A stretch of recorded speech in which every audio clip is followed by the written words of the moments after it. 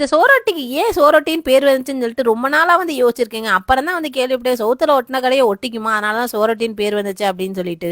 இத சுவரொட்டி எங்க வீட்ல இத மண்ணீரல்னு சொல்லுவாங்க. உங்க ஏரியால என்ன சொல்லுவீங்கன்னு கீழே கமெண்ட்ஸ்ல போடுங்க. வாங்க இதோட நியூட்ரிஷனை பார்த்துடலாம். அண்ட் இந்த மாதிரியே உங்களுக்கு புது புரோட்டீன் சோர்சஸ்க்கு நியூட்ரிஷனல் இன்ஃபர்மேஷன் வேணும்னு நீங்க நினைச்சீங்கன்னா என்ன ஃபாலோ பண்ணுங்க. 100 கிராம் மண்ணீரல்ல பாத்தீங்கன்னா 130 கேலரிங்க, 15ல இருந்து 20 கிராம் புரோட்டீன், 3ல இருந்து 5 கிராம் கொழுப்பு இருக்கு. ஆனா இதோட சூப்பர் பாயிண்ட் என்ன தெரியுமாங்க?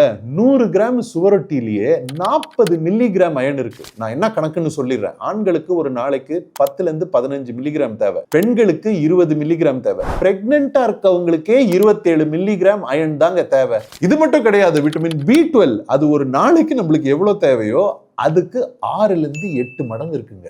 உங்களுக்கு அனீமியா இருக்கு, இல்ல விட்டமின் B12 டெஃபிஷியன்சி இருக்குன்னா சுவரொட்டி நீங்க ஒரு சப்ளிமெண்டாவே யூஸ் பண்ணலாம். பிளஸ் இது சமைச்சப்புறம் இதுக்கு மேல எலுமிச்சம் போட்டீங்கன்னு வைங்க, இருக்க இரும்பு உங்களுக்கு இன்னும் நல்லாவே அப்சார்ப் ஆகும். என்னோட 2வது அட்வைஸ் என்னன்னா, இந்த சுவரொட்டியை ஒரு தனி டிஷ்ஷாவே நீங்க செஞ்சு சாப்பிடுங்க. ஏன்னா மத்த ஈரல் கிட்னியோட எல்லாம் மிக்ஸ் பண்ணும் போது தெரியாதனமா நீங்க எல்லாத்தையும் சேர்த்து சாப்பிடாம அதிகமான சுவரொட்டி மட்டும் சாப்பிட்டீங்கன்னு வைங்களேன், உங்களுக்கு சிறுவூட்டு சத்துகள் அதிகமாகி கூட பிரச்சனை வரலாம். சுவரொட்டி மட்டும் என்ன அளவு சாப்பிடுறீங்கன்றது ரொம்ப முக்கியம். நீங்க அனீமியாக்கு எடுத்தா கூட. ஏன்னா B12 எவ்வளவு அதிகமா இருக்கு யோசிச்சு பாருங்க. 3வது பாயிண்ட், எல்லா ஆர்கன்ஸ் மாதிரியுமேங்க இதுலயும் கொலஸ்ட்ரால் கொஞ்சம் அதிகம். பிளஸ் உங்களுக்கு கவுட்ன்ற பிரச்சனை இருந்துச்சுன்னா இதுலயும் பியூரின் இருக்க புரோட்டீன்ஸ் இருக்கு. ஆனா இதை கம்ப்ளீட்டா அவாய்ட் பண்ணணும்னு கிடையாது. ஒரு மாசத்துல 3ல இருந்து 4 வாட்டி நீங்க கன்சியூம் பண்ணுங்க. நீங்க இந்த மண்ணீரல்ல உங்க வீட்டுல ஒரு மாசத்துக்கு எத்தனை வாட்டி சாப்பிடுறீங்கன்னு சொல்லுங்க. பிளஸ் இதை ஒரு தனி டிஷ்ஷா நீங்க செஞ்சு சாப்பிடுறீங்களா, இல்லைன்னா மற்ற கறிங்களோட மிக்ஸ் பண்ணிடுறீங்களான்னு சொல்லுங்க.